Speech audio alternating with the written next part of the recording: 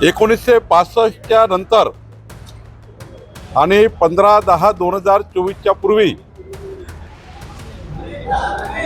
नगरपालिका, नगरपंचायती, महानगरपालिका, PMRDA, NMRDA नागरी क्षेत्रामध्ये गावठाणा लगत असलेला भाग रिजनल प्लॅनमध्ये जे रेसिडेन्शियल बेल्ट दाखवलेले आहेत ते आणि ग्रोथ सेंटरमध्ये जे रेसिडेन्शियल बेल्ट दाखवले आहेत ते या भागामध्ये जे तुकडे पडलेले होते आणि लोकांच्या रहिष्टी होत नव्हत्या, नागरिकांना त्यांची मालकी मिळत नव्हती, सातबारावर त्यांचे नावं येत नव्हते आणि म्हणून माननीय मुख्यमंत्री देवेंद्र फडणवीसजी यांनी हे विधेयक आणण्याकरता, हा कायदा आणण्याकरता सूचना दिली होती आणि काल महाराष्ट्र विधिमंडळाने तुकडेबंदी कायद्याची सुधारणा मंजूर केली आणि राज्यातल्या 60 लाख परिवारांना,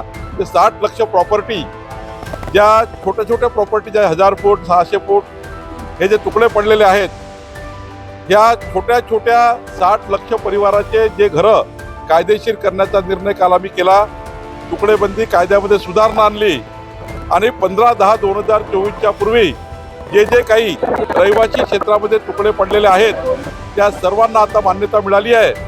हे करत असताना एकही पैसा जनतेकडून आम्ही घेणार नाही, एकही पैसा अधिशुल्क आम्ही लावणार नाही. त्यामुळे आता या सुधारणा झाल्यामुळं पुढच्या काळामध्ये ज्या रजिस्ट्री थांबल्या होत्या त्या रजिस्ट्री होणार आहे, सातबारावर लोकांचे नावं येणार आहे. 60 लाख परिवारांना या एका विधेयकामुळं, या कायद्यामुळं फायदा होणार आहे. लेटेस्ट अपडेट्स के लिए पावर ऑफ वन न्यूज को फॉलो कीजिए.